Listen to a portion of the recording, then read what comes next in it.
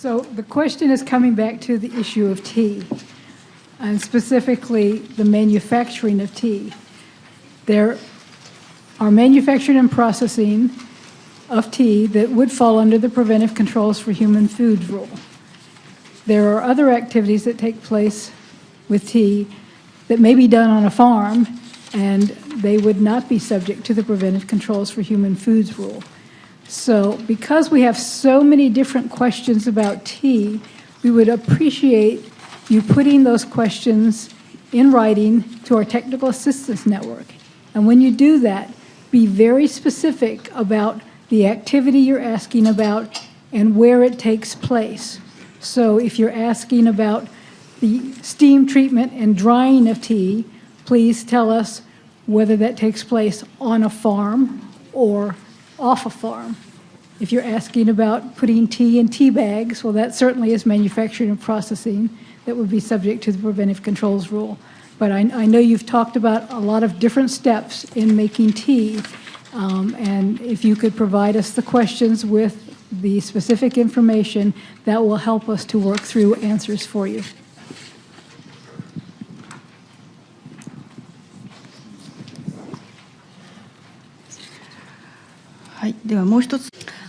Another question, which is still open. So the wholesale market of vegetable and seafood, is it covered by PCHF?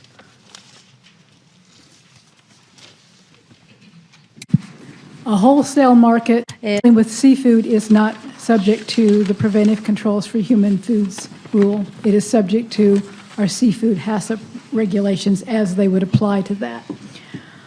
A wholesale distribution center for fruits and vegetables. Let me start with a facility like that that's located in the United States. That would be a facility that is holding food for consumption in the United States. It would have to register, and it would be subject to the Preventive Controls for Human Foods rule. A similar facility that's in a foreign country is not doing any manufacturing and processing. And it's my understanding that such a facility would not have to register.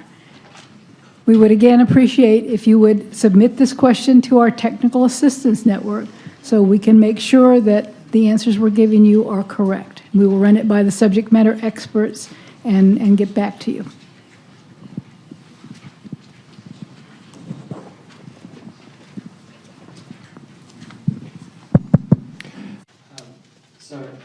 If I could go back to the first discussion regarding the third-party certification rule, there may need to be some clarification between accreditation and certification as different processes and the differences. So in terms of accreditation, that's the process by which accreditation bodies ensure the competency and independence of the certification bodies that they accredit. So accreditation is performed by accreditation bodies. So if we go down one level in the chart, the process of certification is performed by certification bodies. Certification bodies employ what are called audit agents that go out and audit the facilities that are eligible to be audited under the program. Those audit agents report back to the certification bodies. The certification bodies evaluate the audit, and then they issue certification saying that the facility meets the appropriate requirements of U.S. law and U.S. regulation. So it depends on what body is doing it and for what purpose. So I hope that's more clear.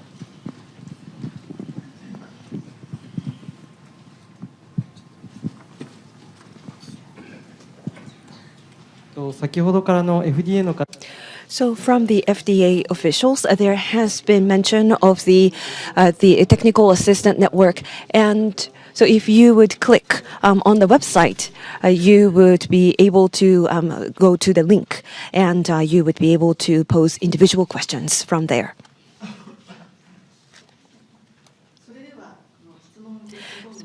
So we would like to go over the questions which has been submitted. The first question. The PCHF and FSVP related question. CGMP is required as well, but in FSVP, the importers, do they need to check whether the suppliers are abiding by the CGMP?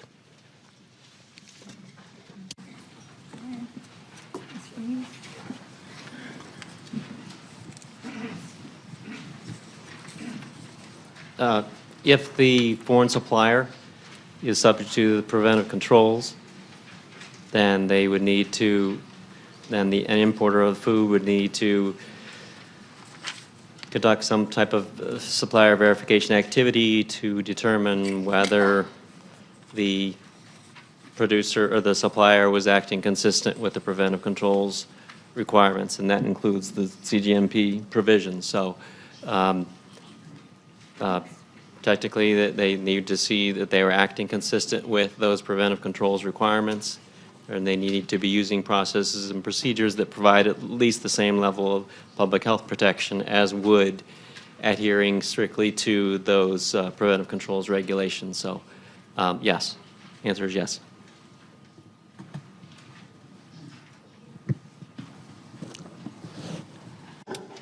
Thank you. Next question. Foreign supplier, so Japanese manufacturer and exporters, are they defined as the foreign supplier? Is that correct? So Japanese manufacturers and exporters are foreign suppliers? The foreign supplier is defined for FSVP purposes as basically the entity that manufactures or processes, grows or raises the food, and it's the last entity that conducts some activity that is more than of a minimal or de minimis activity. So it has to be some significant processing or manufacturing step to be the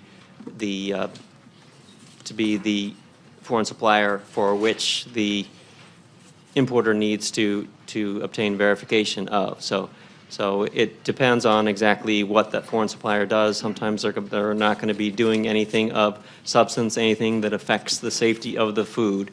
So in that case, that would not be the foreign supplier for which the importer needs to conduct verification, but instead they would have to go, the importer would need to go one step back to find the last entity that is basically doing something significant to the food and addressing some hazard in the food. So that's how a foreign supplier is defined under the FSVP regulation. So let me clarify something, because I think you misspoke on one point, Brian, and I think he was talking about an exporter, not a foreign supplier. So an exporter may or may not be a foreign supplier, depending upon what the exporter does. If it does any kind of manufacturing, then it could be the foreign supplier. But if it's simply a business that ensures that food manufactured by someone else gets to appropriate customers, then it would not be subject to foreign supplier verification requirements. Right. Sorry. I mean, there are some entities that just ship the food. If they just ship the food over and they don't do anything significant to the food, that relates to processing, then they would not be the foreign supplier. Yeah. Sorry.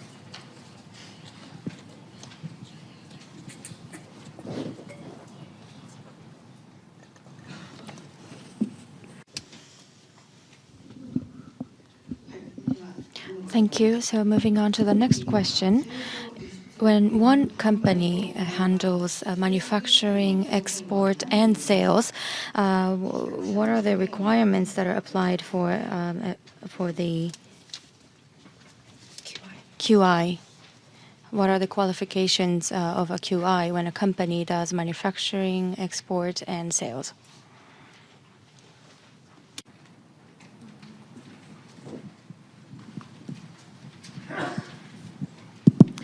Let me start because there might be a little bit of confusion with respect to a QI, or qualified individual, and a preventive controls qualified individual. A manufacturer or processor that is manufacturing a food and is subject to the preventive controls for human foods rule must have a preventive controls qualified individual do certain functions. The qualified individual is related to, in this case, the Foreign Supplier Verification Program, and it's the importer that has to have a QI, not the exporter or the manufacturer.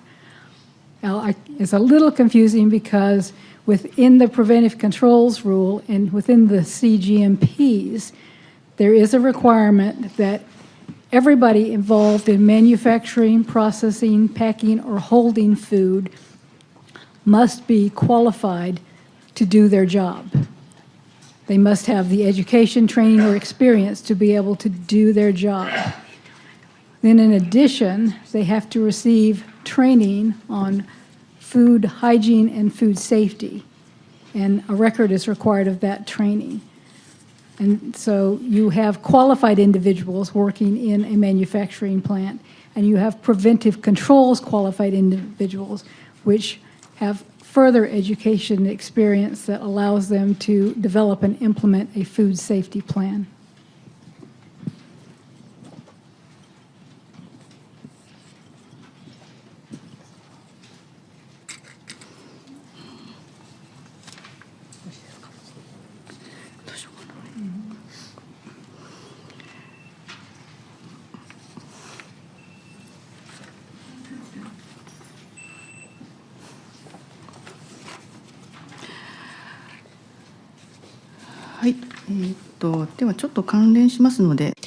Related question. I would like to go to number 54 because it's related. So I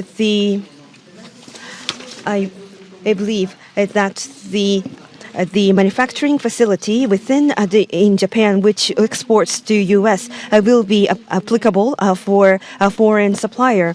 And PCQI, is it necessary to place in the foreign supplier? And also, is it possible the PCQI of the importers which resides in the U.S. To conduct a review of the records on behalf of the foreign supplier?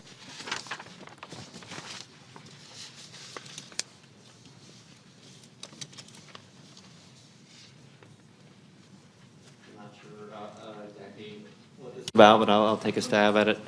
So the importer, right? The importer is the entity that is responsible for meeting the FSVP requirements, and they will need to have a qualified individual look at the records that they obtain from the foreign supplier or about the foreign supplier at any rate.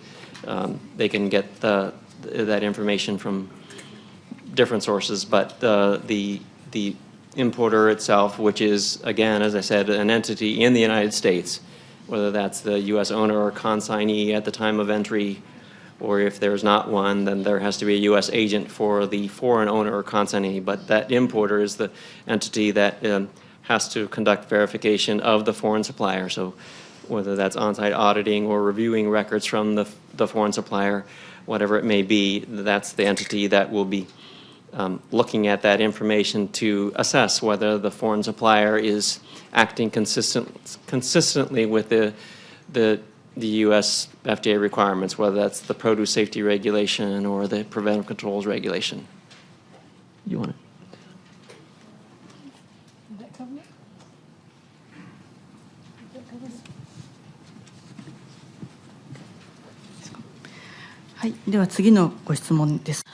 Next question on rice.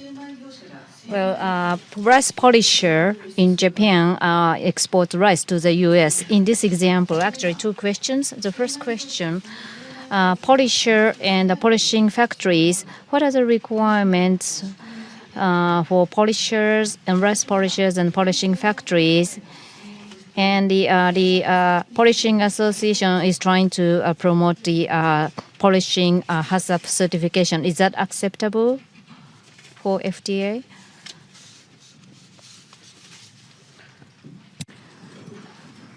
Polishing isn't semi require a facility to register, and a facility that has to register and follow the preventive controls rule that is exporting the rice to the United States would be subject to the foreign supplier verification program requirements. Now, it may very well be that in doing a hazard analysis, this facility that is polishing rice may determine that there are no hazards associated with that activity. I don't know what other activities would take place in that facility. They would have to do a complete hazard analysis of all their activities, but it may very well be that there are no hazards being controlled during that process.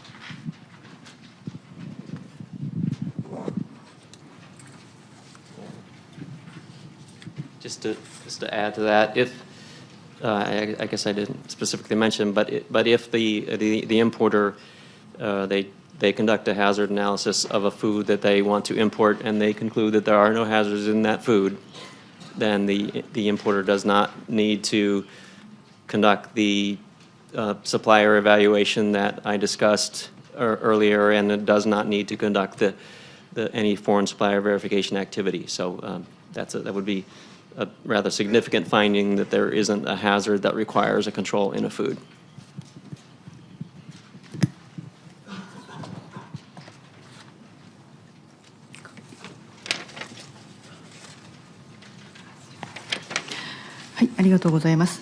Thank you very much. I'd like to move on to the next question regarding PCHF. Known hazards or the effectiveness of preventive controls, scientific literature should be used. For some documents to be recognized as scientific literature, what are the requirements? For example, should it be peer-reviewed, or are there certain requirements that need to be met for certain documents to be recognized by FDA as scientific documents? Responsibility of the facility that's conducting a validation to document the scientific information that they are using. Yes, this may come from the peer-reviewed literature. It may also come from studies that they have conducted for it. So a facility may contract with a university or another entity, such as a laboratory, to do certain tests that then become the basis for the validation of their preventive controls. So it does not have to be peer-reviewed information, but there should be a scientific basis for the information that is provided.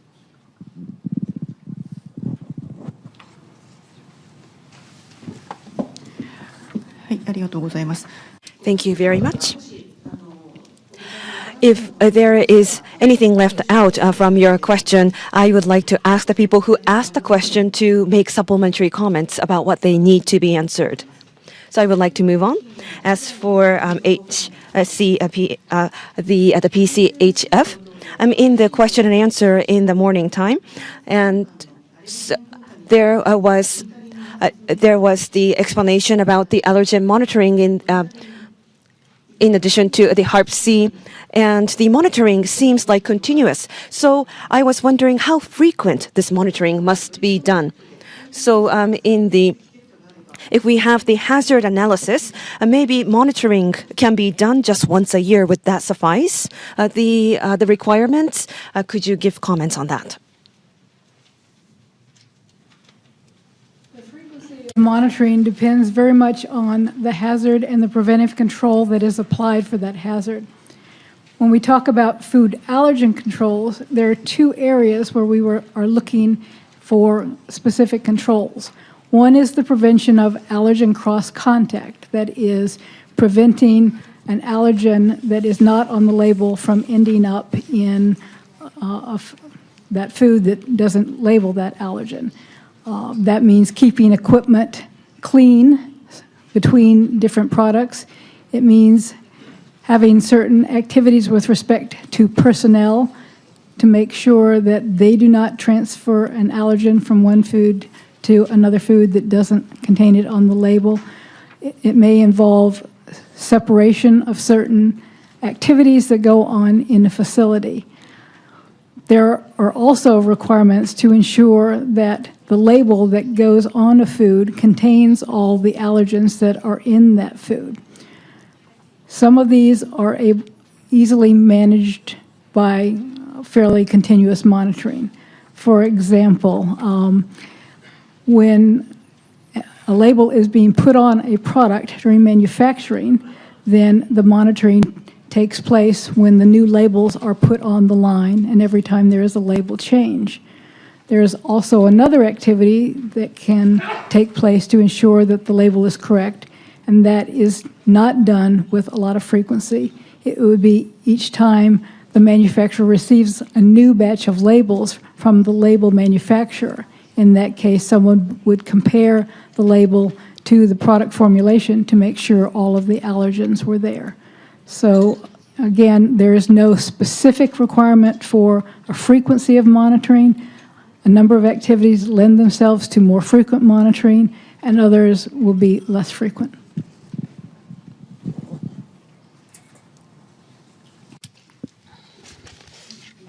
Thank you. Again, another question on PCHF. Seafood, in a seafood Q&A, and sanitation control in relation to milk, so simultaneous usage in relation to contamination. So if the contamination includes allergen and hazard control, so to what extent should we take hazard risk? And if the same line is being used, we should just make that statement and as a warning. And so the contamination of allergen, is this that do you have to eliminate that totally as a scope of the hazard? And the contaminants, so do we really have to take all the contaminants as a scope of the sanitation control?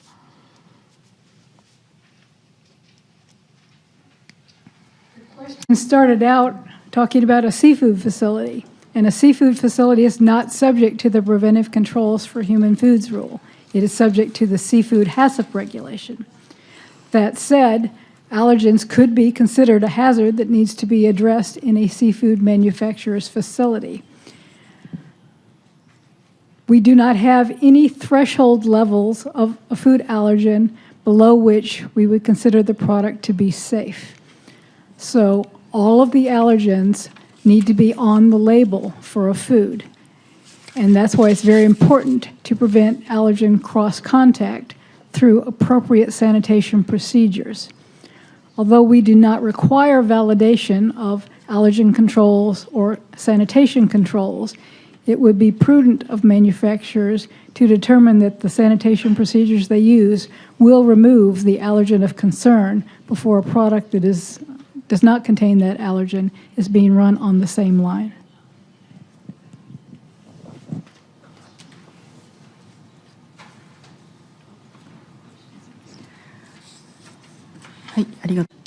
Thank you very much. So next one also has to do with PCHF. Number 19 is also the same question. When a powdered product is used in a drug and another packaging company is basically packaging into small bags, which entity would be subject to the audit by FDA? There may be some physical hazards associated with packaging into smaller bags.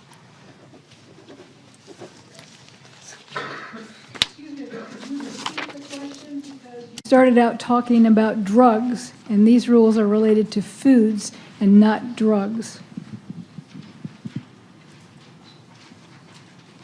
はい。粉末製品をドラム缶で大量充填したものを別の包装業者が小分け包装した場合、どちらが食品安全計画の対象となるのか、また FDA 監査はどちらが実施されるのか、小分け包装は手動充填のため物理的危害があると。 Excuse me, I was on the wrong channel. So a powdered product is in a drum, a barrel, and then sent to a packaging manufacturer, a packaging company. So in this case, which entity would be subject to the FSMA and the FDA audits? So once again, I would like to repeat, this is the same as number 19. When powdered product in a barrel is sent to a packaging company, and the packaging company is responsible for dividing or putting this product into smaller bags. In this case, which entity will be responsible and receive FDA audits? There may be some physical hazards associated with packaging. Through this systematically. The facility that is producing the powder that is being put into drums is subject to the Preventive Controls for Human Foods rule. The facility that takes the drums of powder and repackages them into smaller packages is also subject to the Preventive Controls for Human Foods rule.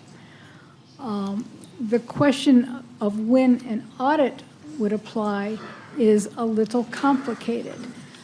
Remember that in the Preventive Controls for Human Foods rule, a supplier has to have a supply chain program when that supplier is a manufacturer processor. So this would be someone who's using these packets of powder. And the hazards that are identified with that powder have been controlled before receipt. So without further information on the powder, I'm not sure whether or not a supply chain program would be needed. So let me take an example of a powder where a supply chain program would be needed, and that is a powder such as soy protein or hydrolyzed vegetable protein, in which salmonella would be a concern. And the salmonella would be controlled in the manufacture of the powder. So someone that is receiving the packets of soy powder that they are going to use in something like a soy-based beverage would then have a supplier program that would go verify that the manufacturer, the original manufacturer of the powder, probably the one putting it in drums, is controlling the hazard of salmonella. I hope that helps. はい、ありがとうございます。 Thank you very much. The next question is on Mr. Ito's slide number 10. It has. So I was wondering which he meant by the item, by the alcohol-related product, and I was wondering specifically what would be subjected in the scope. So the alcohol-related beverages. So the facility registration is being conducted, and the FDA is of course taking a final look, but the customs is supervising them, and what is subjected to that would be outside the scope of PCHF.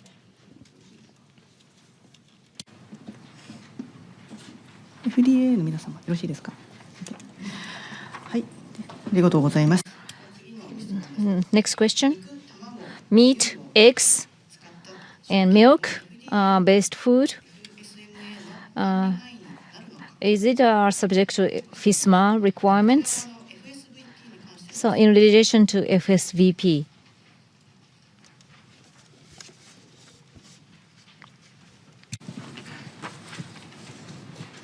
There is an exemption from FSVP for certain meat, poultry, and egg products, and these are products that are subject to the U.S. Department of Agriculture to review and regulation by the U.S. Department of Agriculture at the time of entry.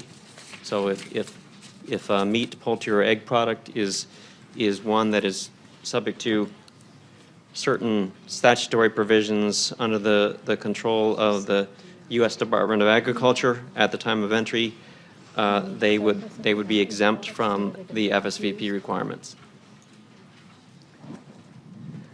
I just want to add to what Brian has said.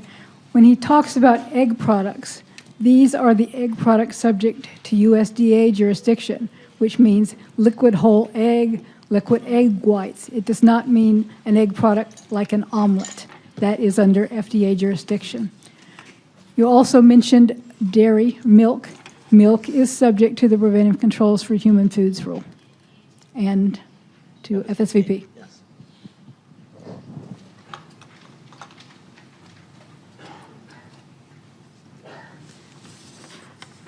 よろしいでしょうか。では次のご質問です。Next question. There are two, so I'd like to ask one by one. The first question, if contract processing is carried out, the actual manufacturing processing will be handled by this contracted entity. So FDA registration and abiding by the PCHF requirements, is it also necessary to get accreditation?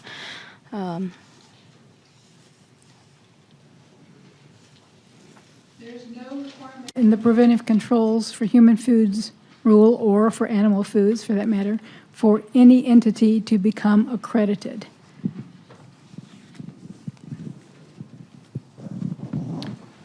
So I would just note in terms of the scope, once again, of the the accredited third-party certification rule, that the scope of that rule in terms of accreditation only applies to those activities that take place in terms of the voluntary qualified importer program, as well as the import certification requirement in specific circumstances where FDA determines that import certification is needed for entry of a food into the United States. And just to add one more thing for FSVP, we did say in the preamble to the final rule that an auditor who's conducting on-site audits for FSVP purposes does not have to be accredited in any formal way. The auditor needs to have education, training, or experience, or a combination of those factors that's necessary to perform an audit that's consistent with the FSVP regulation, but it doesn't have to be accredited under any specific system or at all. And the same is true with respect to auditing under the preventive controls for human foods and the preventive controls for animal foods rules. I mean, it probably wouldn't hurt, but no, it's not required.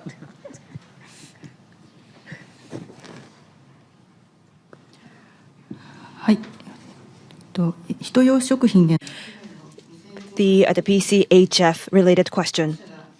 Our company, so if we supply the raw material and if the contract manufacturer conducts the processed food, the risk control for the raw material would be conducted by our company, we record it, and should we prepare it for the FDA audit? Or should all of the records be compiled at the manufacturing site of the contract manufacturer? Manufacturer is required to do a hazard analysis of the food that he is producing. Because the company contracting with them is providing the raw materials or ingredients, they will have to help that company with respect to the hazard analysis and the applicable preventive controls for manufacturing the food.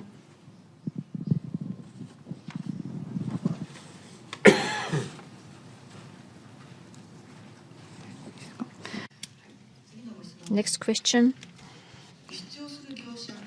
Exporter or manufacturers, so registration is required and importer is required to register. So all the entities are required to register and comply with rules. And if they get, what about the disclosure or response? Meaning, so when asked, they have to disclose what is being asked to, or can an importer just actually handle all these inquiries and make responses, rather than having different entities responsible for these responses? I want to clarify that an importer, an FSVP importer, an importer needs to comply with FSVP requirements, is not required to register with FDA. I mean, if they are a, sorry? If they hold the food, they would have to. Yeah, I'm sorry, if they are a food facility that needs to register, if they are also a food facility, are doing some activity that makes them a food facility required to register, then yes, but just otherwise being an importer of food, there's no registration requirement. As I mentioned, there is the requirement for importers to ensure that they are identified as the FSVP importer of a food at entry, and their FDA is required to develop a list of participating importers. That is, and we've interpreted that congressional directive to mean importers that entities that are subject to the FSVP requirements. So we will be developing a list of the importers as once FSVP compliance is required and importers start providing information about themselves being the importer of a food at entry. So we will be compiling that list of participating importers in that way, but there's no separate requirement for a food importer to register.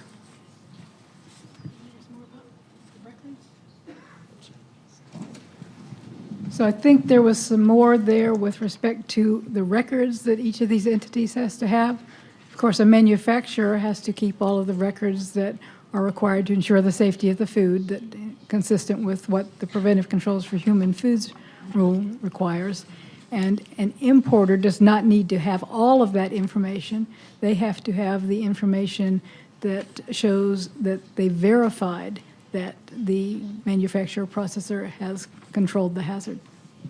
Right. They will need to maintain many types of records about hazard analysis, about food and supplier evaluation, about the verification activities themselves. They will not need to submit them directly to us on any kind of regular basis. No, we, as I mentioned before, FJA can request review of certain records that an importer submit them to us as part of an evaluation of compliance with FSVP, and we can inspect importers, but there is not a requirement for regular submission of documents to us.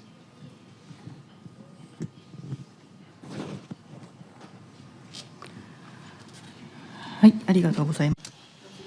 Thank you very much. Moving on to the next question.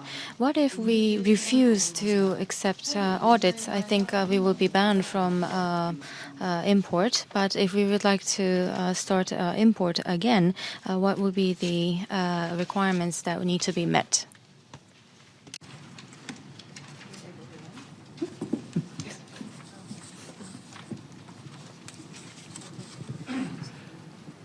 Well, if a foreign supplier refused to accept or to be audited, where the importer concluded that on-site auditing was necessary for them to meet their FSVP requirement, then the importer shouldn't be using that supplier.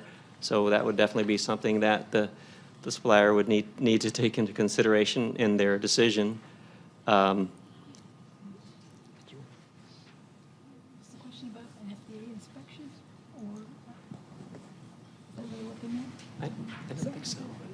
So just to clarify, FDA does inspections of foreign facilities, and there's a provision that if a firm refuses an inspection, then FDA has the authority to refuse the import of product from that facility. But we need to distinguish that from the audit. So Brian's response was correct, but just because of the way the question was phrased, I think there may be some confusion with firm inspections. Right, that's absolutely correct. There is another new authority under FSMA whereby if a foreign supplier would refuse to allow an FDA inspection of their facility, then FGA can refuse to admit that product into the United States, as Camille said, but that's different from auditing of suppliers that is used to meet FSVP requirements. ちょっと日本の方で誤解もあるところが I think there are some misunderstandings on the Japan side too. The audit and inspection, sometimes the translation into Japanese are mixed. So inspection is when an FDA conducts much in the same way as FSA inspection, Financial Service Agency inspection. So inspection is what FDA conducts.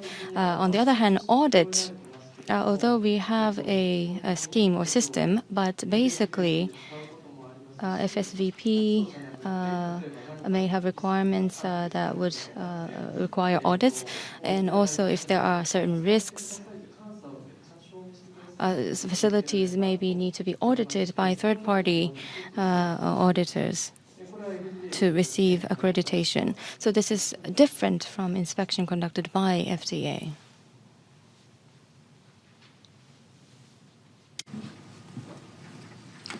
はい、ありがとうございます。では次は人用 So next is related to PCHF. As for the processed food, in the recognition of processed food, the fish cutlet, etc., that is subjected to the HACCP. And my understanding is that it is not subjected to Article 103. And the seafood, processed food, would that be subjected to Article 103? For example, the shrimp pilaf, if it was subjected to 103, the processed meat, if it was also included, would that still be exempt from 103? Is there any standard or criteria for how much percentage of the seafood, processed seafood is included? For example, if there's only one shrimp inside it, would it be exempt from the scope of 103?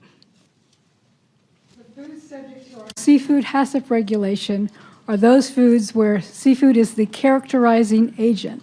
So one shrimp would make it subject to our seafood HACCP regulation, yes. So while there's not a threshold, essentially, if the name involves seafood, if there is seafood that is the characterizing agent, it would be subject to our seafood HACCP regulation. Seafood dips, lots of processed seafood, seafood cutlets are subject to seafood HACCP. Maybe Worcestershire sauce is not.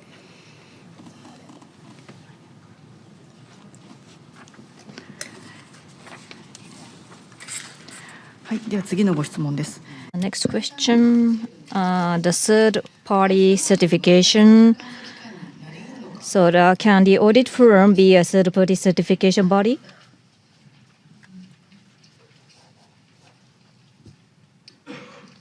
So it goes to the purpose of the audit. If you're talking about audits for purposes of FSVP or supply chain PCFH, it is possible to use a accredited third-party certification body that has gone through the rule. But as we've mentioned, that particular audit will not be subject to the requirements of the third-party third-party certification rule. So yes, it is possible.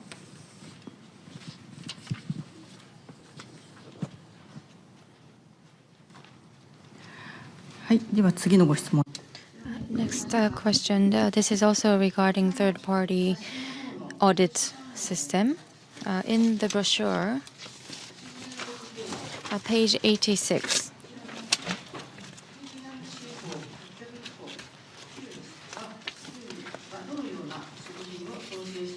What kind of foods are considered for or this Article 801 of FD&C Act? That slide on page 86 references Section 801Q of the Act, which FSMA added to give FDA the authority to require import certification in specific instances where FDA determines the risk of an imported food requires such a step. The Act itself, in that section, lays out specific factors that FDA will consider in making that determination. One is the capability or the competency of the food safety oversight system of the exporting country. Another is, for example, the risk of the food itself in terms of the risk to health. And so that provision is activated when FDA makes a specific determination that a certain food from a certain facility, or even potentially a certain food coming from a certain country, will need an import certification conducted under the third-party certification rule in order to enter the United States. We haven't used this authority yet. We haven't developed guidance. FSMA, it's actually Section 303 of FSMA that has a discussion around a set of conditions. And the main point is that the statute directs us to allow or require certification when, and the statute says, the country is inadequate to assure food safety. This could be a natural disaster. If you think of a tsunami where the controls are wiped out, where the inspectorate is wiped out. So we are still debating how best to apply this authority, but it's very, very narrow. And Jeff is absolutely right. It's just 4 conditions that need to be met before we exercise it. It's very important that it's not for all foods. It's not for all high-risk foods. It's intended to address a specific set of conditions that would be unusual. And it's our intention to use this authority very carefully and basically on a case-by-case basis. We haven't used it yet.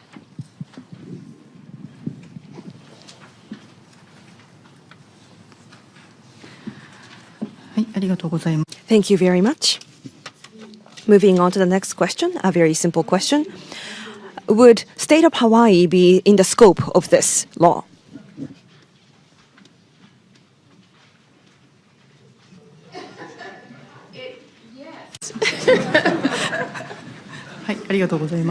Thank you for the answer. Moving on to the next question. So if the facility is unqualified as a result of FDA inspection, and for re-inspection, how much would the cost be? And who will pay for that? If a firm has to be re-inspected, then there is a fee, and the fee structure will be published. I do not know what the fee is at this point in time, but it is on our website if we have established one. And it is paid for by the facility that has to be re-inspected.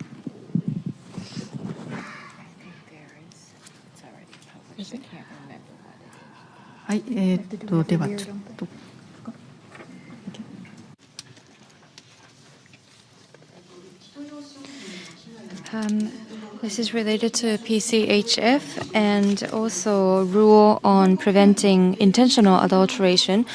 Food supplied to U.S. bases in Japan, the suppliers are supplying to U.S. bases in Japan, are they subject to these rules?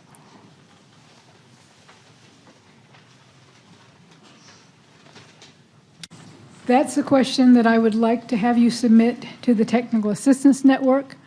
I believe that U.S. bases are considered U.S. territory and therefore would be considered food consumed within the United States, and manufacturers would be subject to the preventive controls rule and other FSMA rules as applicable. It's actually our Department of Defense that's responsible for assuring that the food safety requirements are adequate for our service people. So there's a second process that's layered on top of our regulations, which is controlled by the Department of Defense.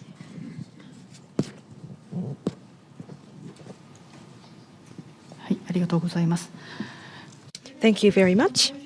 And now I would like to turn to the questions from the audience. Is there anyone with questions?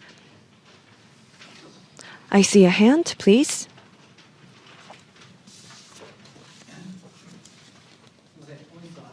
Thank you so much for all of the presentations given today.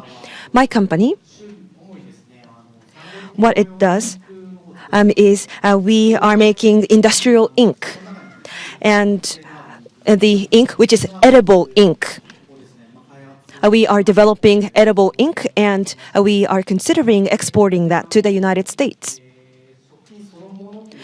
Edible ink is not really food itself, but rather closer to food additive. And is there any case where the application was made as the food additive for these kind of products? Could you elaborate?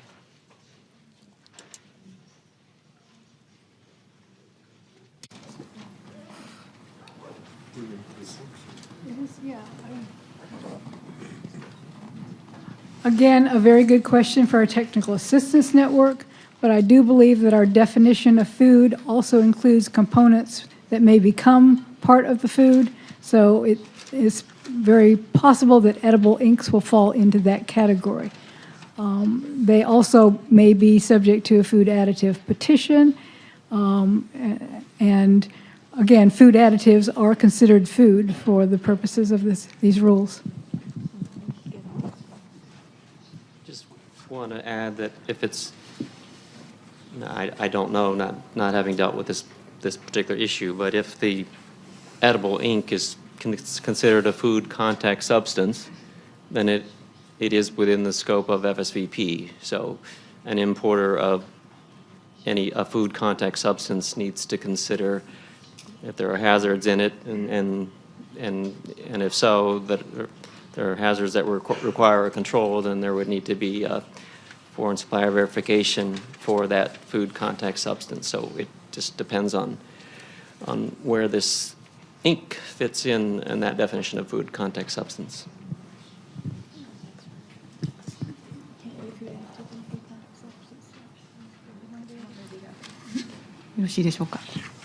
Does that answer your question? Thank you. Any other questions? Yes, please.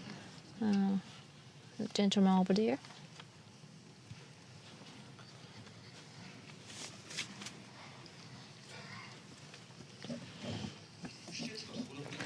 So, question on the registration of facilities in the past.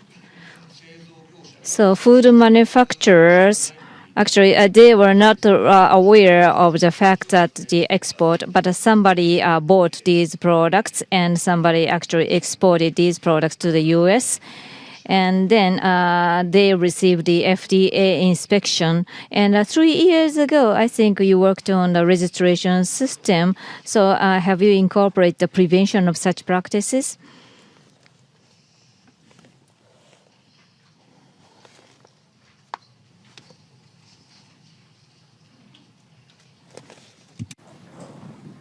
That's an interesting question. I'm not sure that any of us here can address that. We have experts in our registration group. They reply to registration questions that are submitted to the Technical Assistance Network. So I would recommend that you submit that question there to see if they have addressed that problem.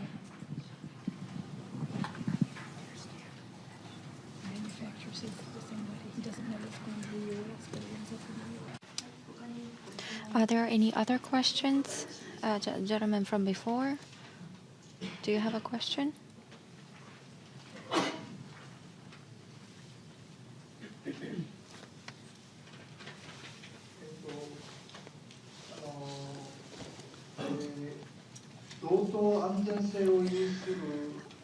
Safety, equivalent safety. If a country has a system that ensures equivalent safety, could you give examples, specific names of countries in relation to the supply chain? This is important. So I'd like to know specific names of countries that have equivalent safety system. And maybe a separate question, but going forward, when you have this kind of seminar in Japan, what would be your response in China?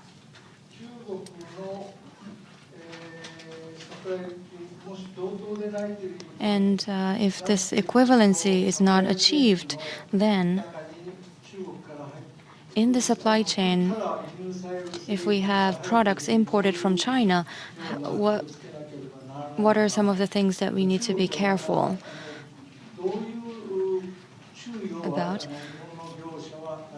And what are some of the things that Japanese entities need to keep in mind in relation to China? Maybe this will be a difficult question to answer, but I would like to know. Thank you. So let me address the first part of your question. Our systems recognition program is referenced in FSVP, so I'm going to pass to Brian in a moment. The thing to remember about it is that it's not a market access program. It's a program of regulatory cooperation. We've been in a pilot phase. We're just transitioning out from the pilot stage to a program stage. So far, we have one systems recognition arrangement, and that's with New Zealand. As was mentioned this morning, we have a Canada arrangement and an Australia arrangement that's underway. The word equivalence comes to us from the WTO, from Article 4, and that reference says that we shall find another food safety system or measure equivalent to our own if it has the same public health outcome. So that's just a paraphrasing that article. So we want to be really careful in our understanding of what systems recognition is. It really is about cooperation. It's about sharing information. It's about relying on one another for inspections and that kind of thing. And I'm going to pass to Brian to talk about the modified requirements under FSVP, which he mentioned this afternoon. With respect to China, China is, I mentioned the countries where we are looking at systems recognition at this point. In terms of sharing information broadly, I want to take another tactic. If there's outbreaks, I think as all members of WHO, all members of InfoSan, where we want to and we should be notifying emergency situations through InfoSan. Under FSMA, it's our intent to develop partnerships and regulatory partnerships, and that's a global trend. So to the extent that we work together, we want to do that and share information. We work closely with China, and we share information with China. We want to build on that partnership. Information on systems recognition is on our website. So that's a bit of a long-winded answer, but I wanted us to be very, very clear that systems recognition, unlike equivalence, is not a market access program. So I'll turn it to Brian.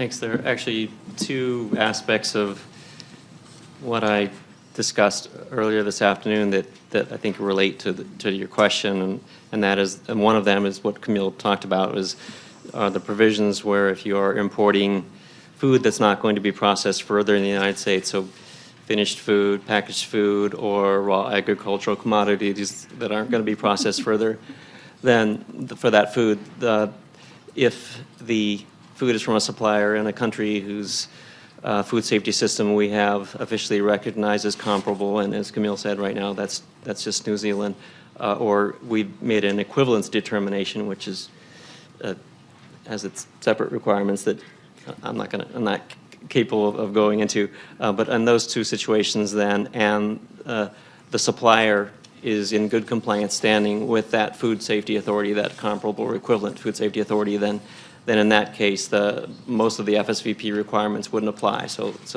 that's a component of the FSVP regulation.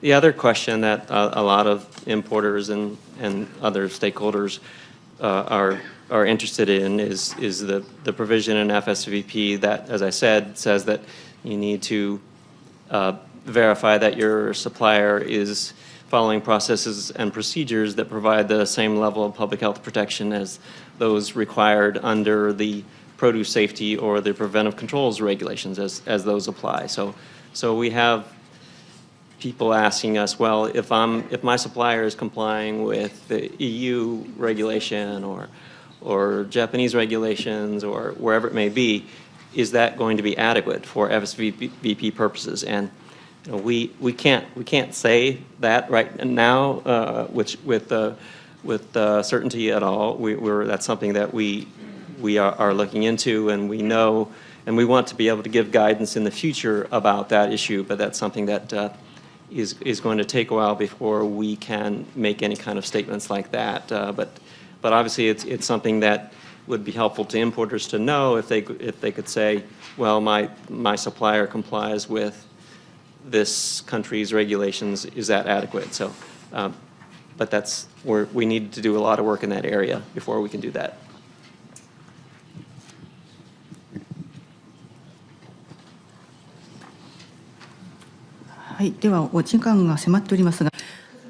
So thank you.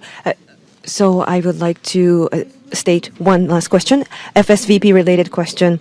The equivalent recognition of New Zealand, what kind of process did it go through? So which country led this process? So is it in the, it's all of the items in the scope?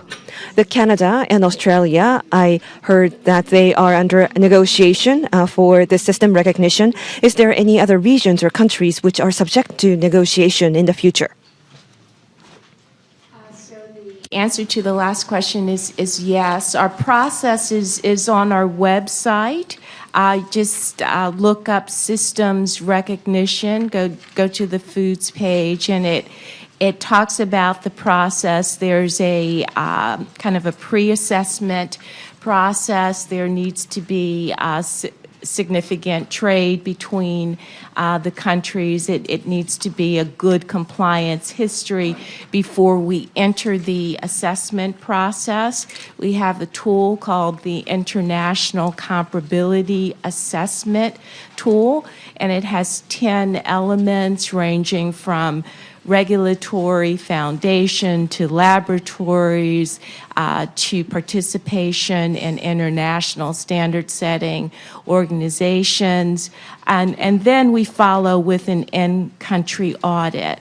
It's important to understand that this process is mutual, it is two-way, and the country will come to us and audit us. And what we're looking at is not the export system, we're looking at domestic controls.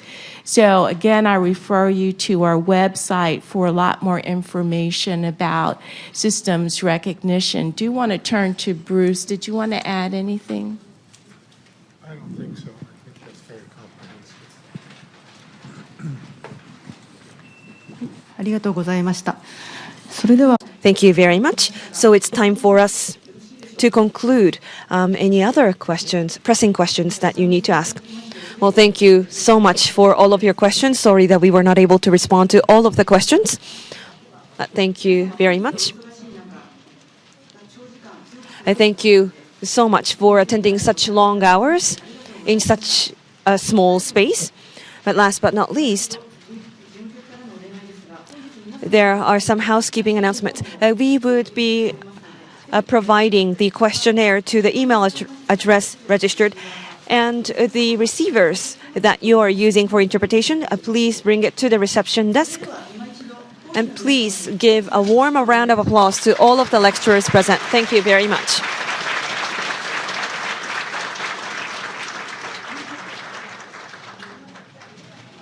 I would like to ask Ms. Brewer to say a few words before we close.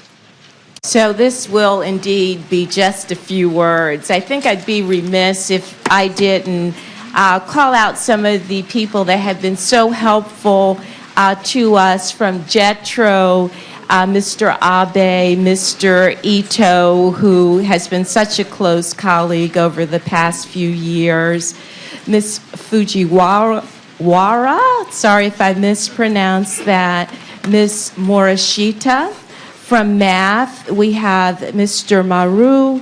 I'd like to thank the interpreters. I can't see you back there, but you've been fantastic. I'd like to thank each of you for staying all day long, for the wonderful questions. You've given us a lot to think about. We'll be getting back to you with some of the questions, and please, please, please enter more questions onto the TAN. Have a very good evening. Domo arigato gozaimasu. Did I get that right? Thank you.